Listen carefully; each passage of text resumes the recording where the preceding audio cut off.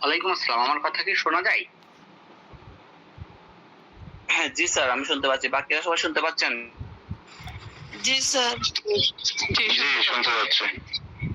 আচ্ছা, সবাই জয়েন করতেছে। আমি একদম 10টা 5-এ ক্লাসটা শুরু করব। 10টা 5-এ। ঠিক আছে স্যার। আপনারা সবাই তো এলএলবি ফার্স্ট ইয়ার? জি, ফার্স্ট ইয়ার আমরা। খুলনা বিভাগের কে আছেন? কেউ আছেন?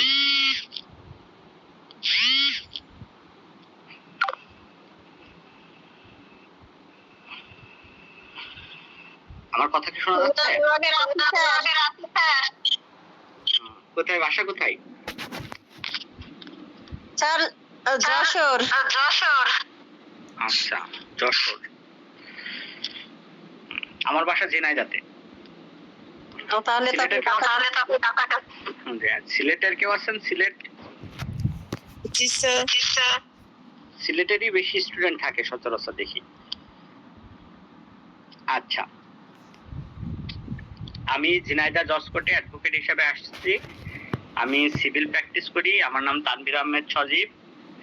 আমি ঢাকা ইস্টার্ন ইউনিভার্সিটি থেকে অনার্স মাস্টার্স দুইটাই ইস্টার্ন থেকে।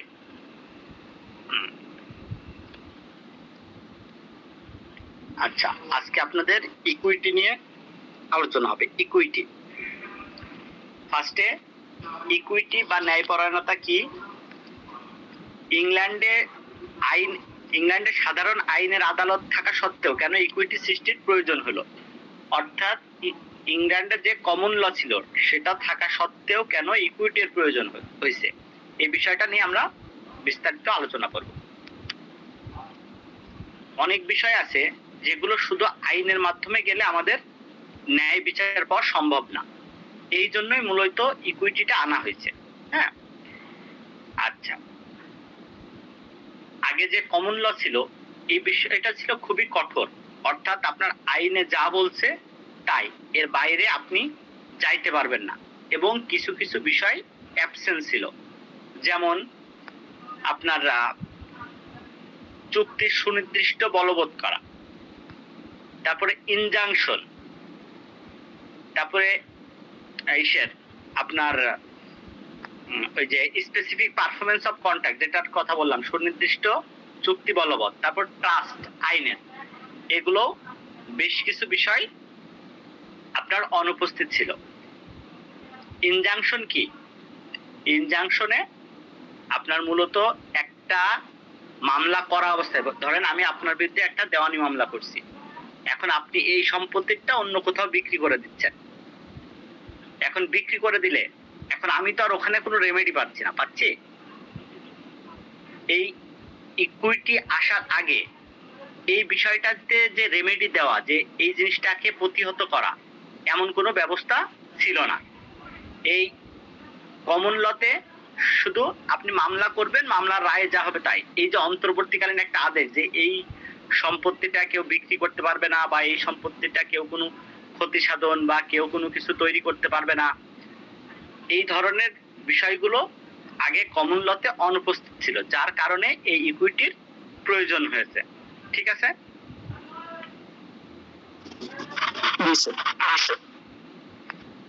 এবার দেখেন, ইংল্যান্ডে কমন ল আদালত প্রাথমিকভাবে বিচার প্রদান করত নির্দিষ্ট আইন এবং পূর্ববর্তী রায় অনুসারে, অর্থাৎ পূর্বে যে রায় দিয়ে গেছে সেই রায়ের আলোকে এটাকে প্রেসিডেন্ট হিসাবে নিয়ে, প্রেসিডেন্ট মানে মনে করেন পূর্বের এই ধরনের সমস্যায় কি রায় দেওয়া হয়েছে, ওই রায়টাকে এখানে আপনার ব্যবহার করাই হলো প্রেসিডেন্ট। ঠিক আছে? এই যে, তবে কমন ল পদ্ধতির যে সীমাবদ্ধতাগুলো ছিল এগুলো আমরা একটু দেখি। কঠোরতা ও অনমনীয়তা। কমন ল নির্দিষ্ট নিয়মে পরিচালিত হওয়ার অনেক সময় বিচার প্রার্থী তার সমস্যা অনুযায়ী উপযুক্ত প্রতিকার পেত না। আদালত শুধু নির্দিষ্ট ধরনের প্রতিকার দিতে পারত, যেমন ক্ষতিপূরণ, কিন্তু অন্যান্য প্রতিকার দিতে পারত না। অর্থাৎ আইনে ছিল আপনি চুক্তি ভঙ্গ করছেন, এর জন্য ক্ষতিপূরণ দেবেন, কিন্তু আপনি যে চুক্তিটা সুনির্দিষ্টভাবে আপনাকে বলবৎ করতেও হবে, এই ধরনের কোনো প্রভিশন বা আইন ছিল না। যেমন আপনার সাথে আমি কন্ট্যাক্ট করলাম যে আপনি আমার বাসাটা এই রং করে দিবেন। আপনি বিদেশ থেকে একটা বিদেশি রং, যেটা সচরাচর পাওয়া যায় না, এই রংটা আনার জন্য বললেন, আমি নিয়ে আসছি এই রংটা। এখন এই রংটার মেয়াদ থাকে 1 বছর মনে করেন। এখন আপনি আমাকে আমার বাড়িতে এই রংটা করে দেওয়ার জন্য চুক্তিবদ্ধ হলেন, কিন্তু আপনি পরবর্তীতে এটা অস্বীকার করলেন। এখন এই অস্বীকার করার কারণে এই 1 বছর এই মেয়াদটা চলে গেছে। এখন আমি মামলা করলে আদালত কমন লর আন্ডারে শুধু আমাকে ক্ষতিপূরণ দিতে পারতো, কিন্তু আমাকে যে এইটা করতেই হবে এই ধরনের নির্দিষ্ট কোনো মানে দিক নির্দেশনা ছিল না। এইটাই ইকুইটির মাধ্যমে আনা হয়েছে। আমার পয়েন্টটা কি বুঝতে পারছেন?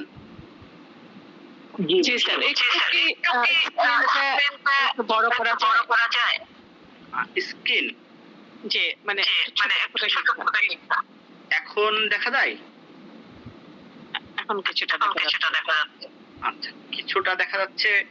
মানে এর থেকে বেশি বড় করলে মানে আমারটাই স্ক্রিনের বাইরে চলে যাচ্ছে। আচ্ছা ঠিক আছে।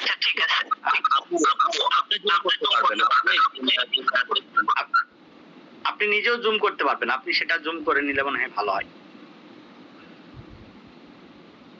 আচ্ছা, তারপর 2 নম্বর যে সমস্যাটা ছিল, নতুন ও জটিল সমস্যার সমাধানে অক্ষমতা। অর্থাৎ মনে করেন এমন কোনো সমস্যা আছে যেটা আইনে নাই, আপনার আইনে কোথাও স্পেসিফিক কিছু বলা নাই, আবার পূর্ববর্তীতে এই ধরনের সমস্যা ছিল না বিধায় কোনো রায়ের মাধ্যমে, আদালতের কোনো রায়ের বা পূর্ববর্তী কোনো সিদ্ধান্ত ছিল না, তখন এই বিষয়গুলো আর কমন ল নতুন ভাবে কোনো সিদ্ধান্ত দিতে পারতো না। আচ্ছা, সুবিচারের অভাব। এখন অনেক সময় এই আইনটাকে স্ট্রিক্টলি ফলো করতে গিয়ে ন্যায় বিচারটা আপনার ব্যাহত হইতো, এমনকি আইনগতভাবে সঠিক হয়েও ন্যায় বিচার থেকে বঞ্চিত হতো। অর্থাৎ আইনে এমন একটা প্রতিকার আপনাকে দিয়েছে, আপনি প্রতিকার পেয়েছেন ঠিকই, কিন্তু সেই প্রতিকারটা আপনার জন্য পর্যাপ্ত না, আপনার এর থেকেও বেশি কোনো প্রতিকার পাওয়ার দরকার ছিল। যেমন আপনি একটা দোকান ভাড়া দিয়েছেন, ঠিক আছে? আপনি একটা দোকান ভাড়া দিয়েছেন, একটুখানি লাইনে থাকবেন। এখন আপনি একটা দোকান ভাড়া দিয়েছেন, এই দোকানটা কেউ জোর করে দখল করে নিছে। এখন আপনি উচ্ছেদের মামলা করতে পারেন। এখন উচ্ছেদের মামলা করলে অনেক দিন চললো। এখন চলার পরে এখন আপনার সংসার চলে মনে করেন এটার উপরে, এই সংসার এটার উপরে চলে। এখন আপনি তো এই ভাড়াটা পাচ্ছেন না। এখন এই যে রিসিভার নিয়োগের যে বিষয়টা, সেইটা তখন ছিল না। অর্থাৎ এই যে এখান থেকে যে ভাড়াটা উঠবে সেটা কোথাও গচ্ছিত থাকবে, যে মামলায় জিতবে সে পাবে, সেমন কোনো ব্যবস্থা ছিল না। সেই জন্য আপনার তখন পরবর্তীতে উচ্ছেদের মামলায় আপনি জয়লাভ করলেন, আপনি প্রতিকার পেলেন, কিন্তু এই যে এই সময়কার যে অর্থটা, এটা আপনি ক্ষতিগ্রস্ত হয়ে গেলেন। এই ব্যবস্থাটা কমন লতে ছিল না। ঠিক আছে, বুঝতে পারছেন? জি স্যার। আচ্ছা, এই সমস্যাগুলো থাকার কারণেই আমাদের মূলত ইকুইটির উদ্ভব হয়েছে। এই প্রশ্নটার উত্তর বুঝতে বা কারোর কোনো প্রশ্ন থাকলে আমাকে বলতে পারেন।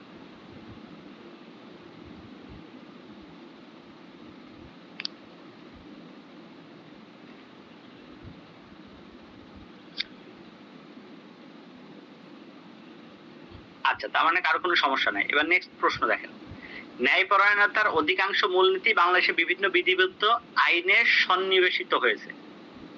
অর্থাৎ ইকুইটি লটার বেশিরভাগ মূলনীতিগুলো এইগুলো বাংলাদেশে কোনো না কোনো আইনে আসছে। যেমন সংবিধানে ন্যায়পরায়ণতার প্রতিফলন আমরা দেখি, অনুচ্ছেদ 27 এখানে বলছে সকল নাগরিক আইনের দৃষ্টিতে সমান এবং আইনের সমান আশ্রয় লাভের অধিকারী। এই যে সংবিধানের এই 27-এর এই অনুচ্ছেদের মাধ্যমে সকলের প্রতি আইনকে সমান, মানে আইনের চোখে সবাই সমান, এটা বোঝানো হয়েছে। ঠিক আছে, অর্থাৎ এখানে কেউ নারী পুরুষ কোনো বৈষম্য থাকবে না। যদিও সংবিধানে এটা আছে, বাস্তবিক এর প্রয়োগটা কতটুকু আছে এটা নিয়ে অনেকেই সন্দিহান। আচ্ছা, এবার দেখেন অনুচ্ছেদ 31, প্রত্যেক ব্যক্তি আইনের আশ্রয় লাভ এবং আইনের দ্বারা সুরক্ষা পাওয়ার অধিকারী। অর্থাৎ প্রত্যেক ব্যক্তি আইনের দ্বারা সুরক্ষা পাবে। এখন এই যে অনেক সময় বলা হয় না যে আপনার যে যে রেপিস্ট, ওনার বিপক্ষে, ওনার পক্ষেও কেন আইনজীবীরা দাঁড়ায়, এই কথা বলা হয়। এই যে এখানে কেউ যদি কোনো আইনজীবী যদি তার পক্ষ না হয়, সরকার তার পক্ষে একজন আইনজীবী নিয়োগ করে দেয় এই অনুচ্ছেদ 31-এর আন্ডারে।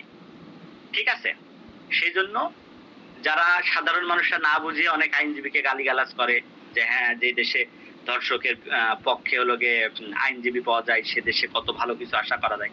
এটা আসলে আমাদের সংবিধান দ্বারাই এই সুরক্ষাটা দেওয়া হয়েছে প্রত্যেকটা মানুষের। বুঝতে পারছেন? অনুচ্ছেদ 35-3, কোন ব্যক্তি নিজের বিরুদ্ধে সাক্ষ্য দিতে বাধ্য হবেন না এবং অপরাধ প্রমাণিত না হওয়া পর্যন্ত কেউ অপরাধী নয়। অর্থাৎ আমি কোনো কিছু কনফেশন করতে বাধ্য না, অর্থাৎ আমাকে জোর করে কোনো কিছু কেউ বলাইতে পারবে না।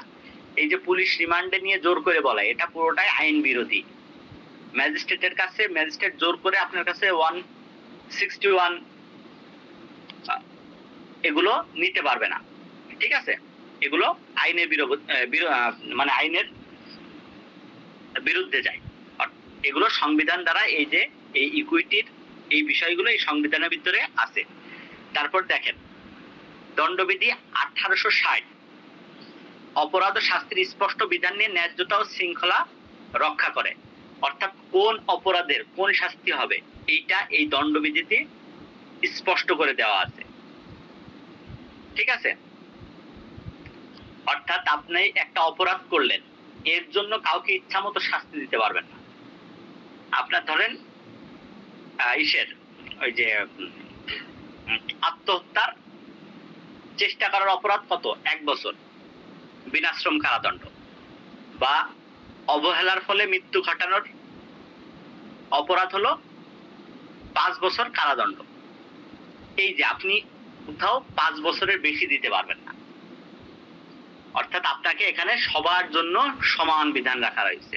আপনি কাউকে 5 বছরের বেশি এটা দিতে পারবেন না যে ও খুব খারাপ লোক সেই জন্য অপরাধ করছে বিধায় ওকে যে 10 বছর সাজা দিবেন এই অপরাধের জন্য, সেটা হবে না। ঠিক আছে, ফৌজদারি কার্যবিধি তদন্ত ও বিচার প্রক্রিয়ার মাধ্যমে ন্যায় বিচার নিশ্চিত করা। অর্থাৎ প্রত্যেকটা অপরাধের যে বিচার প্রক্রিয়া আছে এই ফৌজদারি কার্যবিধির মাধ্যমে সেটা অনুসরণ করে যাইতে হবে। আপনার যে অপরাধ হোক সে যে ব্যক্তি হোক, এখানেও আপনার ইকুইটি অর্থাৎ ন্যায় বিচার প্রতিষ্ঠার জন্য এটা করা হয়েছে। ঠিক আছে, সাক্ষ্য আইন প্রমাণ ও সাক্ষ্যের ভিত্তিতে বিচার করে নিরপেক্ষতা বজায় রাখে। অর্থাৎ সাক্ষ্য প্রমাণের ভিত্তিতে আপনাকে বিচার করতে হবে। আপনি মুখ দেখে বা কারোর পদবি দেখে পদ দেখে আপনি এটা করতে পারবেন না। যদিও বাংলাদেশে এর অনেক খেলাপ হয়, সেক্ষেত্রে সেটা ভিন্ন আলোচনা, কিন্তু আমাদের আইনগুলোতে এইভাবেই ন্যায়পরায়ণতার বিষয়টা আসছে। এবার দেখেন নারী নির্যাতন, নারী ও শিশু নির্যাতন দমন আইন 2000 সমাজের দুর্বল শ্রেণীর অধিকার রক্ষা করা, সামাজিক ন্যায়পরায়ণতা প্রতিষ্ঠা করে। নারী ও শিশুরা যদি একটু দুর্বল বলেন এটাও একটু এখন রিস্কি, কারণ এটা সমান অধিকার চায় এখন। হ্যাঁ, এখন স্পেশাল আইন করা হয়েছে নারী ও শিশুদের জন্য। কেন? কারণ এরা একটু দুর্বল। এটা আপনি মানেন বা না মানেন, আপনি যতই সমান অধিকার চান আপনাকে মানতেই হবে নারী এবং শিশুরা একটু দুর্বল, কারণ সৃষ্টিকর্তা এভাবেই তৈরি করছে। এদেরকে রক্ষা করার জন্য একটা আইন করা হয়েছে, শ্রম আইন 2006। অর্থাৎ শ্রমিক কারা? ম্যাক্সিমাম গরিব লোকরাই শ্রমিক। ম্যাক্সিমাম বলতে শ্রমিক বলতে আমরা মানে শ্রমিক সবাই, মানে একজন আইনজীবী শ্রমিক, একজন ডাক্তারও শ্রমিক, হসপিটালে ডাক্তার। কিন্তু শ্রমিক বললে আমাদের মাথায় প্রথম যে আসে দেখা যাচ্ছে যে ইট টানে রাজমিস্ত্রির কাজ করে, এদের কথা আসে। এদেরকে রক্ষা করার জন্য একটা আইন তৈরি হয়েছে। অর্থাৎ এই বিভিন্ন আইনের মাধ্যমে ন্যায় বিচারকে প্রতিষ্ঠা করার জন্য বাংলাদেশে চেষ্টা করা হয়েছে। ঠিক আছে, আচ্ছা, বিচার বিভাগের স্বাধীনতা সংবিধানের 22 অনুচ্ছেদ অনুযায়ী বিচার বিভাগ কার্যনির্বাহী বিভাগ থেকে স্বাধীন। অর্থাৎ এটি বিচারিক প্রক্রিয়ায় নিরপেক্ষতা এবং ন্যায্যতা নিশ্চিত করে। অর্থাৎ যারা আইন মানে তারা কিন্তু আইনের প্রতিফলন ঘটাতে পারবে না। অর্থাৎ যেমন আপনার পুলিশ আপনাকে ধরতে পারবে কিন্তু আপনার বিচার করতে পারবে না। এই দুইটা স্বতন্ত্র বিষয়। আসামি ধরা একজনের কাজ, এই আসামি বিচার করা বিচার বিভাগের কাজ। এই জিনিসগুলো এখন আপনার যদি এক্সিকিউটিভ বডি, যেটা কার্যনির্বাহী পরিষদ যেটা বলে, এরা যদি বিচার করতে পারতো তাহলে এদের এই ক্ষমতাটাকে ইচ্ছাধীনভাবে ব্যবহার করত। অর্থাৎ একজন পুলিশ একজন আসামিকে ধরলো, ধরে বিচার করলো, করে তারপরে রাগ আছে তাকে এই কাজে ফাঁসাই দিল। কিন্তু না, তিনি আসামিকে ধরতে পারবেন কিন্তু বিচার করবে, এটা পুরো প্রসিডিওর মেইনটেইন করে। এখানে আর এই কার্যনির্বাহী বডির হস্তক্ষেপ নাই। সুতরাং এই আপনার ইসের মাধ্যমে, এই সংবিধানের এই অনুচ্ছেদে 22 অনুচ্ছেদের মাধ্যমে আপনার ন্যায়পরায়ণতাকে নিশ্চিত করা হয়েছে। ঠিক আছে, এবার এইগুলো লেখার পরে আপনি লিখবেন, উপরের আলোচনা ভিত্তিতে বলা যায় ন্যায়পরায়ণতার অধিকাংশ মূলনীতি বাংলাদেশের সংবিধান এবং অন্যান্য বিধিবদ্ধ আইনে অন্তর্ভুক্ত হয়েছে। এই নীতিগুলোর বাস্তবায়নে সাধারণ যে কথাবার্তা থাকে আপনি সাথে আরো কিছু অ্যাড করলেন। এই প্রশ্ন সম্পর্কে কারোর কোনো আছে কিনা, প্রশ্ন বা বুঝতে সমস্যা?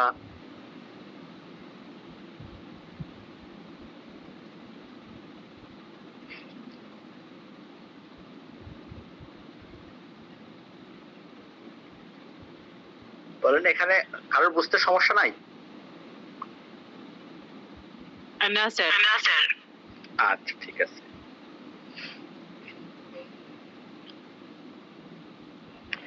এখন দেখেন 3 নম্বর প্রশ্নটা দেখি আমরা।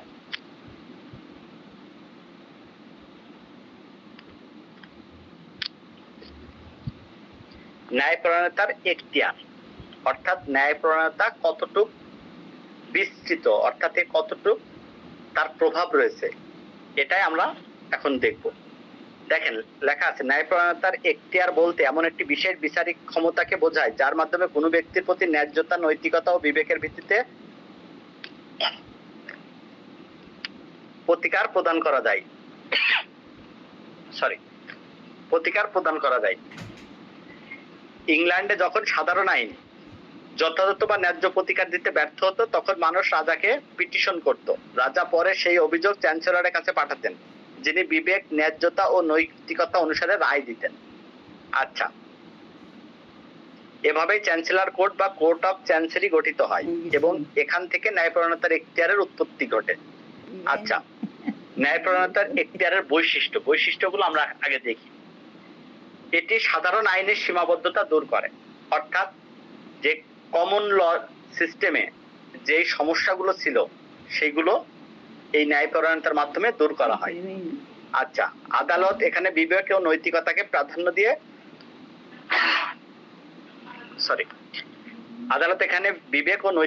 প্রাধান্য দিয়ে রায় প্রদান করে। অর্থাৎ আইনে যেটা বলা আছে শুধু সেইটাই নয়, এখানে বিবেক বুদ্ধিকে কাজে লাগিয়ে এটা ব্যবহার করা হয়। যেমন আপনাদের একটা উদাহরণ দিলে আপনারা বুঝতে পারবেন। ধরেন ক খকে খুন করেছে। এখন ক খকে খুন করলো, সাধারণভাবেই ক ইচ্ছাকৃতভাবেই খকে খুন করেছে কোনো কারণ ছাড়াই। এর কি শাস্তি হওয়া উচিত?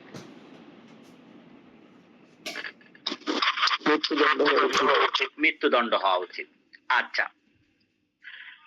খ কয়ের স্ত্রী এবং মাকে নিয়ে বাজে মন্তব্য করায় ক খকে খুন করেছে। এখানে ক্ষয়ের কি শাস্তি হওয়া উচিত? অবশ্যই মৃত্যুদণ্ড না। কারণ এই যে তার ফ্যামিলি মেম্বারকে নিয়ে যদি কেউ খারাপ মন্তব্য করে, কুরুচিপূর্ণ মন্তব্য করে, তাহলে তার মেজাজ খারাপ হইতেই পারে। এই জন্য এখানে মানে শাস্তিটাকে কিছুটা শিথিল করা হয়েছে। এটা তখন আর ইসে নাই, খুনে নাই, এটা কালপেবল হোমোসাইডের ভিতর চলে গেছে। দুইটাই কিন্তু হত্যা হয়েছে, কিন্তু একটাতে শাস্তি কমে গেছে। বুঝতে পারছেন?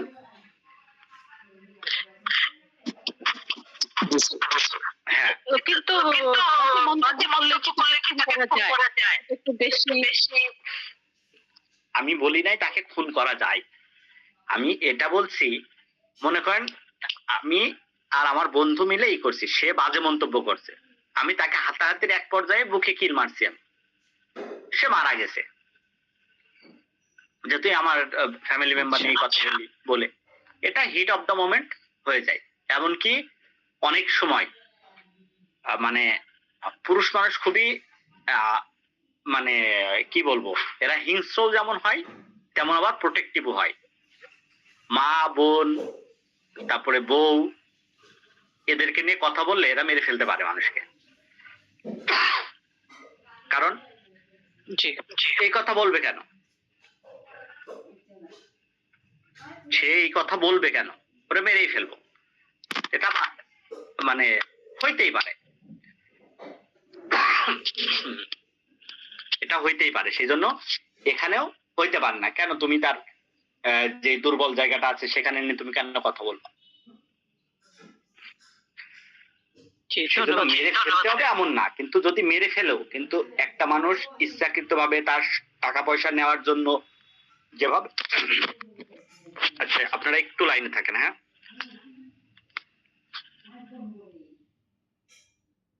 আপনারা একটু লাইনে থাকেন, হ্যাঁ জি স্যার।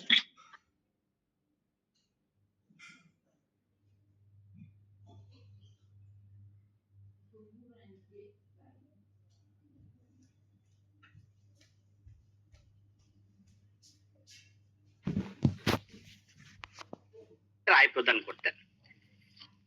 এটা বুঝতে স্ক্রিন কি শেয়ার করা হয় নাই? না না, আচ্ছা সরি।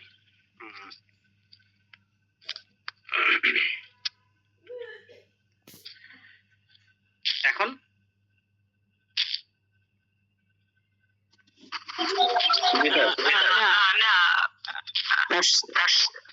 আসছে না? আপনার ছবি আসছে কিন্তু লেখা আসছে না। এখন আসছে? হ্যাঁ লেখা আসছে। আচ্ছা, এখন ইসের কথা বলছি যেটা, এখন মনে করেন একজন সোনা দানা চুরি করছে, বা একজন মনে করেন টাকা চুরি করছে, আর একজন ক্ষুধার কারণে রুটি চুরি করছে বা খাবার চুরি করছে। দুইটাই তো চুরি, কিন্তু দুইটাইতে কি সমান শাস্তি পাওয়া উচিত? কখনোই না। হ্যাঁ, এই জন্য এখানে হলো বিবেক এবং নৈতিকতাকে প্রাধান্য দিয়ে এখানে বিচার করা হতো। জি, এই দেখেন এখানে একটা উদাহরণ আছে। যদি কোনো ব্যক্তি চুক্তি অনুসারে একটি বাড়ি হস্তান্তর না করে এবং টাকার বিনিময়ে প্রতিকার যথাযথ না হয়, তাহলে আদালত তাকে স্পেসিফিক পারফরমেন্সের আদেশ দিতে পারে, যার মাধ্যমে তাকে চুক্তি বাস্তবায়নে বাধ্য করা যায়। অর্থাৎ একটি বাড়ি বিক্রয় করার তার কথা ছিল, কিন্তু সে বিক্রয় করতে রাজি না, পরবর্তীতে সে ক্ষতিপূরণ দিতে যাচ্ছে, কিন্তু ক্ষতিপূরণ দেওয়া দেখা যাচ্ছে তার জন্য পর্যাপ্ত না, তখন তাকে এই বাড়িটা বিক্রয় করার জন্য কোর্ট বাধ্য করতে পারে। ঠিক আছে? আচ্ছা, এবার দেখেন আইন ও ন্যায়পরায়ণতা একত্রীকরণ। ঐতিহাসিক ভাবে ইংল্যান্ডে সাধারণত আইন এবং ন্যায়পরায়ণতা দুটি ভিন্ন আদালত ও বিচার ব্যবস্থা ছিল। এতে বিচার প্রার্থীদের ভোগান্তি ও বিচার প্রক্রিয়া জটিল হতো। এটা এক প্রকার দ্বৈত নীতি অনুসরণ করে চলতো, দ্বৈত আদালতে জটিলতা থাকতো। অর্থাৎ আপনি ক্ষতিপূরণের জন্য আপনাকে এক আদালতে যাইতে হবে, আবার স্পেসিফিক পারফরমেন্সের জন্য আপনাকে আর এক আদালতে যাইতে হবে। কিন্তু এই দুইটাই যদি আপনি কখনো একসাথে চান, তখন আপনার এই একই বিষয় নিয়ে দুই জায়গায় দৌড়াদৌড়ি করতে হবে। ঠিক আছে? এখন এই একত্রীকরণ করা হলো এই দ্বৈত আদালতের জটিলতা দূর করা। অর্থাৎ আপনি যেখানে করবেন, যেখানে স্পেসিফিক পারফরমেন্সের জন্য মামলা করবেন, সেখানে আপনি এই চুক্তি ভঙ্গ করছিল বিধায় আপনি ক্ষতিপূরণও চাইতে পারবেন। আচ্ছা, এতে বিচার ব্যবস্থার কার্যকারিতা বৃদ্ধি পাইত। আচ্ছা, একত্রীকরণের এটা আসলে উদ্দেশ্যের ফলাফল কি? একটি আদালত এখন সাধারণ আইন ও ন্যায়পরায়ণতা উভয় এখতিয়ার প্রয়োগ করে। অর্থাৎ কমন ল এবং ইকুইটি একই কোর্ট থেকে পাওয়া যাইত। বিচার প্রার্থীদের একই মামলা দুই জায়গায় না করে এক জায়গায় সম্পূর্ণ প্রতিকার পাওয়া যায়। যদি আইন ও ন্যায়পরায়ণতার মধ্যে কোনো বিরোধ হয় তাহলে ন্যায়পরায়ণতাকে অগ্রাধিকার দেওয়া হবে। এটা খুবই ইম্পর্টেন্ট। কেমন? আইন এবং ন্যায়, অর্থাৎ আইনে একটা বলছে কিন্তু আপনি দেখতেছেন যে আইনের এই জিনিসটাকে স্ট্রিক্টলি ফলো করলে আসলে ন্যায় বিচার হচ্ছে না, তখন আপনি ন্যায়পরায়ণতাটাকে গুরুত্ব দিবেন। ঠিক আছে? অর্থাৎ ন্যায় বিচার যেটাতে হবে সেটাতেই আপনি বেশি গুরুত্ব দিবেন। আচ্ছা, উদাহরণটা দেখেন। এক ব্যক্তি যদি ভুলবশত অন্যের নামে সম্পত্তি রেকর্ড করে, সাধারণত আইনে প্রতিকার না পাওয়া গেলেও এখন একই আদালতে সেই রেকর্ড সংশোধনের আদেশ দিতে পারে। অর্থাৎ কমন লতে যদি এটা নাও দিয়ে থাকতো তখন এখন এই ইকুইটি ব্যবহার করে রেকর্ড সংশোধনের মামলা করা যায়। ঠিক আছে? ন্যায়পরায়ণতা এখতিয়ার এবং আইন ও ন্যায়পরায়ণতার একত্রীকরণ উভয়ই বিচার ব্যবস্থার উন্নয়ন ও ন্যায়ের প্রয়োগে গুরুত্বপূর্ণ ভূমিকা পালন করেছে। অর্থাৎ এই দুটো একত্রিত হওয়ার কারণে আপনার খুবই গুরুত্বপূর্ণ একটা আইনের একটা গুরুত্বপূর্ণ অধ্যায় শুরু হয়েছে, যার মাধ্যমে এই বিচার ব্যবস্থাটাকে আরো প্রগতিশীল করা গেছে। অর্থাৎ দুই আদালতে দুইবার বারবার মামলা না করে আপনি এক জায়গা থেকেই সহজেই রিলিফ পাচ্ছেন এই ইকুইটি এবং আইনকে একসঙ্গে চালানোর কারণে। ঠিক আছে? আচ্ছা, এখন ন্যায়পরায়ণতার নীতিটা আমরা পড়বো আজকে। ন্যায়পরায়ণতার নীতিসমূহ কিভাবে উৎপত্তি ও বিকাশ লাভ করে, ন্যায়পরায়ণতার নীতিগুলো ব্যাখ্যা করুন। উদাহরণ সহ নিম্নোক্ত ম্যাক্সিম গুলো ব্যাখ্যা করুন। আজকে আমরা ক পার্টটা পড়বো। ক, খ এবং গ নেক্সট দিন পড়বো। ঠিক আছে? আচ্ছা, ন্যায়পরায়ণতার নীতিসমূহ কিভাবে উৎপত্তি ও বিকাশ লাভ করে। ন্যায়পরায়ণতা একটি মৌলিক নৈতিক ও সামাজিক ধারণা, যার মূল লক্ষ্য হলো সমাজের সাম্য, ন্যায্যতা ও অধিকার প্রতিষ্ঠা করা। ন্যায়পরায়ণতার নীতিসমূহের উৎপত্তি ও বিকাশ একটি দীর্ঘ এবং বহুমাত্রিক প্রক্রিয়া, যা ইতিহাস, দর্শন, ধর্ম, আইন এবং সমাজবিজ্ঞানের মাধ্যমে গঠিত ও প্রভাবিত হয়েছে। নিচে এর উৎপত্তি ও বিকাশ বিস্তারভাবে তুলে ধরা হলো। প্রাক আধুনিক প্রাক আধুনিক ধারা, ধর্ম ও নৈতিকতার প্রভাব। প্রথমে হলো ধর্মীয় উৎস। ন্যায়পরায়ণতার ধারণা প্রাচীনকাল থেকে ধর্মীয় নৈতিকতার ভিত্তিতে গড়ে উঠেছে। হিন্দু ধর্মে ধর্ম বা নীতি ছিল ন্যায়পরায়ণতার ভিত্তি। ইসলামে আদল বা ন্যায়ের ধারণা অত্যন্ত গুরুত্বপূর্ণ। কোরআনে বিচার কার্যে ন্যায়পরায়ণতার গুরুত্ব বহুবার বলা হয়েছে। খ্রিস্ট ধর্মের যিশুরা শিক্ষা অনুযায়ী দয়া, ক্ষমাশীলতা ও ন্যায্যতা মানব জীবনের মূলনীতি হিসেবে বিবেচিত। অর্থাৎ এই যে তিনটা ধর্ম দেখছেন, এখানে তিনটা ধর্মতেই ন্যায়পরায়ণতার কথা বলা হয়েছে। অর্থাৎ ন্যায়পরায়ণতা অর্থাৎ তার নীতি ঠিক রাখতে হবে, এটাই হলো। অর্থাৎ এই হিন্দু ধর্মের নীতির কথা বলা হয়েছে। আর আমাদের বিচার ব্যবস্থায় ন্যায়পরায়ণতার কথা গুরুত্বের সাথে বলা হয়েছে। তোমরা অন্যায় করতে নিষেধ করা হয়েছে এবং ন্যায় বিচারের জন্য বলা হয়েছে। খ্রিস্ট ধর্মের যিশুর শিক্ষা অনুযায়ী, আর যিশু খ্রিস্টের শিক্ষা ছিল কাউকে দয়া করা, ন্যায় বিচার করা মানব জীবনের মূলনীতি হিসাবে, এটা খ্রিস্ট ধর্মতেও আছে। অর্থাৎ ধর্ম থেকেও এই ন্যায়পরায়ণতার বিষয়টা আমাদের মাধ্যমে ভেতরে আসছে। দুই, নৈতিক দর্শন। প্রাচীন গ্রিক দার্শনিক প্লেটো এবং অ্যারিস্টটল ন্যায়পরায়ণতাকে একটি গুণ হিসেবে বর্ণনা করেন, যা সমাজে ভারসাম্য এবং শ্রেণীভিত্তিক দায়িত্ববোধ প্রতিষ্ঠা করে। এখানে প্লেটো এবং অ্যারিস্টটল অর্থাৎ বিভিন্ন দার্শনিকরা এই নৈতিক দর্শনটাকে মানুষের মাধ্যমে বিভিন্ন ভাবে তারা ফুটিয়ে তোলার চেষ্টা করছে এবং এটাকে মানুষের গুণ হিসাবে বিবেচনা করছে। এখন অ্যারিস্টটল বা প্লেটো এদের সময়কার এরা ছিল দার্শনিক।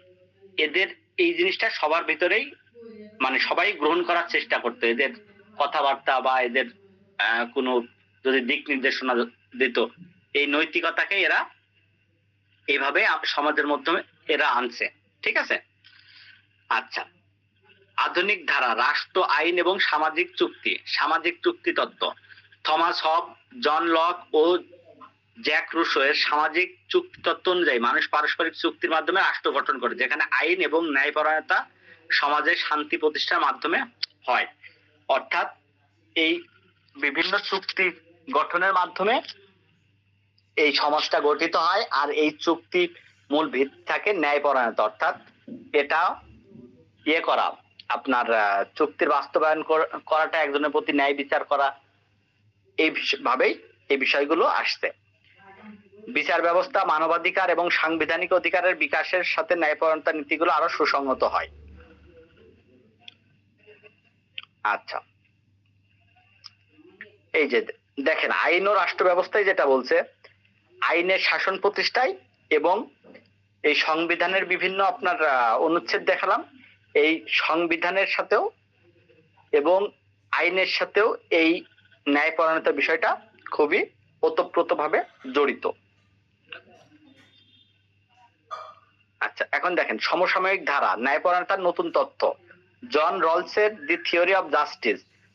রলস 1971 সালে তার বইয়ে থিওরি অফ জাস্টিসে ন্যায়পরায়ণতার দুটি নীতি প্রস্তাব করেন। সমান স্বাধীনতা নীতি, ইকুয়াল লিবার্টি প্রিন্সিপাল, আর অসাম্য সংশোধন নীতি, ডিফারেন্স প্রিন্সিপাল। সমাজের যে কোনো অসমতা তখনই গ্রহণযোগ্য যখন তা সবচেয়ে দুর্বল শ্রেণীর উপকারে আসে। অর্থাৎ এখানে আপনার সমতার কথা বলেনি, উনি বলছে কি সকলের জন্য সমান স্বাধীনতা প্রয়োজন। অর্থাৎ আপনার জন্য একটা চকলেট, আমার জন্য একটা চকলেট, মনে করেন এই যে মনে করেন যে কয়ের জন্য একটা চকলেট, এটা হলো সমান স্বাধীনতা। যে কিন্তু এই আপনি দুপুরে খেয়েছি, এখন একজন 4 দিন ধরে খায় না, এখন আপনার আর আমার খাবারের চিন্তা যদি এক করা হয়, তাহলে এটা আর সমান থাকলো না। এইখানে যে ব্যক্তিটা দুর্বল, অর্থাৎ 4 দিনের যে খায়নি, সে শারীরিকভাবে দুর্বল, তার শুধু খাবারে হবে না, তার ওষুধ পানি আরো অনেক কিছু লাগবে।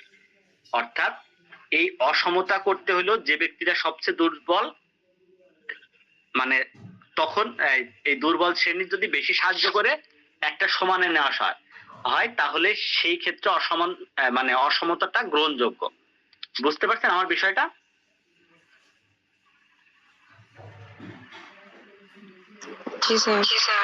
আচ্ছা, অমর্ত্য সেনের ক্যাপাবিলিটি অ্যাপ্রোচ। অমর্ত্য সেনের মতে কেবল সম্পদের বিতরণ নয়, বরং ব্যক্তি কতটা সুযোগ ও সক্ষমতা ভোগ করছে সেই দিক থেকে ন্যায়পরায়ণতাকে বিচার করা উচিত। ওই যে সম্পদের বিতরণ, এই যে আমি যেটা উদাহরণ দিলাম, এই কথাটাই এখানে বলছে আর কি। আচ্ছা, ন্যায়পরায়ণতার বিকাশে অন্যতম প্রভাব হলো আন্দোলন ও সংগ্রাম। যে আগে যেমন ওই যে শ্রমিকদের ছিল না, ওই যে মে দিবসে যেটা হলো শ্রমিক দিবস, এই যে এই আন্দোলনের মাধ্যমে এই বিষয়গুলো আসছে। জাতিসংঘ এবং আন্তর্জাতিক আইন, মানবাধিকারের ঘোষণাপত্র ও আন্তর্জাতিক মানবাধিক আইন ন্যায়পরায়ণ থেকে বৈশ্বিক মানদণ্ডে নিয়ে গেছে। অর্থাৎ এই জাতিসংঘ এবং বিভিন্ন আন্তর্জাতিক আইন এই আপনার ন্যায়পরায়ণ থেকে বৈশ্বিক সারা বিশ্বের উপরে ওনারা প্রতিষ্ঠা করছে। কিন্তু এটা সম্পূর্ণ একটা ভুল কথা, ঠিক আছে? কারণ জাতিসংঘ আসলেই কোনো ন্যায়পরায়ণতা প্রতিষ্ঠা করতে পারে নাই। এটা আপনি গাজার শিশুদের দেখলে বুঝতে পারবেন। জাতিসংঘ হলো তেলা মাথায় তেল দেয় আর কি। থিওরিক্যাল অনেক কিছু থাকলেও বাস্তবে অনেকগুলোই আসলে আমাদের জন্য সঠিক না। ঠিক আছে, বুঝতে পারছেন? এই পর্যন্ত কারোর কোনো সমস্যা আছে কিনা বলেন।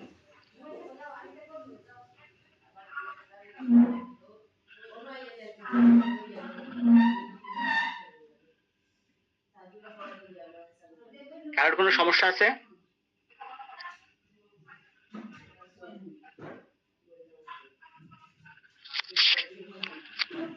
তার মানে কারোর কোনো সমস্যা নাই, তাই তো?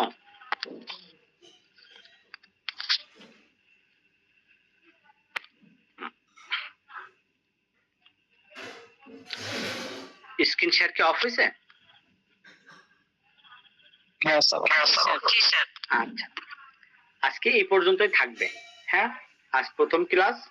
আর আমার ক্লাসে গল্প থেকে এমন আমি 40-45 মিনিট ক্লাস নেব, এমন করে ক্লাস হবে আর কি। আশা করি নেক্সট ক্লাসে আপনাদের সাথে দেখা হবে। স্যার আমি একদমই নতুন। আচ্ছা 25-26 ব্যাচ। আচ্ছা আমার কাছে এই জিনিসগুলো একদম নতুন। আমি একটু গাইডলাইন চাই যে এই জিনিসগুলো actually মনে রাখার বিষয়। তাই কি? মনে রাখার ক্ষেত্রে দুইটা বিষয় করি, মানে সাজেস্ট করি। এক, লিখে পড়া, আর দুই হলো আপনার গল্প আকারে মনে রাখা। ঠিক আছে, আপনি লিখলাম কিন্তু গল্প আকারে কিভাবে আমার কিভাবে করব? সিকোয়েন্সটাই গল্প আকারে, যে মনে করেন যে ম্যাগজিম গুলো মনে রাখতে হবে আপনাকে। ধরেন ম্যাগজিম গুলো কিভাবে মনে রাখবেন, এই প্রথম শব্দটা দিয়ে একটা গল্প সাজিয়ে, আর এরকম করে 5-6 লাইনের একটা গল্প সাজাবে। এই গল্পটার ভিতরে আপনার সিকোয়েন্স মনে রাখার দরকার নেই, কিন্তু মূল টপিকস গুলো আপনার মনে থাকবে। এইভাবে করতে পারেন। হ্যাঁ হ্যাঁ হ্যাঁ, যে আপনি মনে করেন এই যে ন্যায়পরায়ণতার নীতি সম্পর্কে পড়ালাম, যে এটা কিভাবে বিকাশ লাভ করেছে। এখানে আপনি আপনার একদম হুবহু মনে রাখার দরকার নেই। আপনি ফার্স্টে মনে রাখলেন মনীষীদের বিষয়টা, তারপর ধর্ম। হ্যাঁ, মনীষীদের থেকে ধর্ম এসেছে, সেখান থেকে আপনার এই ধর্ম মানতে না চেয়ে অনেকের আন্দোলন হয়েছে। এই দেখেন, মনীষীদের কাছ থেকে এসেছে, ধর্মের মাধ্যমে এসেছে, আন্দোলনের মাধ্যমে এসেছে, এবং এই আন্দোলন ঠেকাইতে জাতিসংঘ আমাদেরকে সাহায্য করে। এই যে জাতিসংঘের কথাটা, এইভাবে আপনার মূল কথাগুলো মনে থাকলে তখন ভিতরটা আপনি নিজেই লিখতে পারবেন। ঠিক আছে? হ্যাঁ, কিন্তু বুঝতে পারছি কিন্তু যে প্রতিষ্ঠান আমাদের সাহায্য দেওয়ার জন্য তাদের তো কার্যকরী মানে ইমপ্লিমেন্টেশনটা পাই না। এই জায়গাটা একটা ধাক্কা পাচ্ছি না।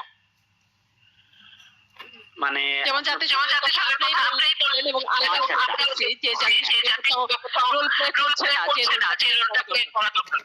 আপনার শোনেন, আইনই একমাত্র সাবজেক্ট আমার মনে হয়। আপনি যেটা শিখে আসবেন, আপনি সেটা শেখার পরে তার 90% ব্যতিক্রম নিয়ে কাজ করতে হবে আপনাকে। এটা থিওরিক্যাল বিষয়, এগুলো আপনাকে পাস করার জন্য লিখতে হবে বা করতে হবে, কিন্তু আপনি এসে দেখবেন বাস্তবিক প্রেক্ষাপট আলাদা। সেই জন্য যেহেতু আপনারা ফার্স্ট ইয়ার, আপনারা এখন এই থিওরিক্যাল এগুলো এইভাবে মুখস্থ করে আসতে হবে। আপনাদের সেকেন্ড ইয়ারের জিনিস পর্যন্ত মুখস্থ করে আসতে হবে, যা লেখা আছে বইতে এইভাবে পড়ে আসতে হবে। তারপরে আসলে যখন সাক্ষ্য আইন আসবে, আপনার সিপিসি সিআরপিসি আসবে, তখন আপনারা এই বইয়ের গতানুগতিক জায়গা থেকে বের হয়ে নিজের মতো করে আপনারা চিন্তা ভাবনা করার সুযোগ পাবেন। ঠিক আছে, ফার্স্ট ইয়ারটা মুখস্থের উপর দিয়ে যাবে। জুরিসপ্রুডেন্স বলেন, আপনার এই যে ইকুইটি কাজ বলেন, সংবিধানের অংশটা বলেন, ঠিক আছে, এগুলো সবগুলোই মুখস্থ করেই আসতে হবে আপনাকে। ঠিক আছে, আচ্ছা, আপনাদের সবাই ভালো থাকবেন। নেক্সট ক্লাসে আবার দেখা হবে নেক্সট মঙ্গলবার। আমার জন্য দোয়া করবেন। আল্লাহ হাফেজ। আসসালামু আলাইকুম। Thank you sir. আসসালামু আলাইকুম।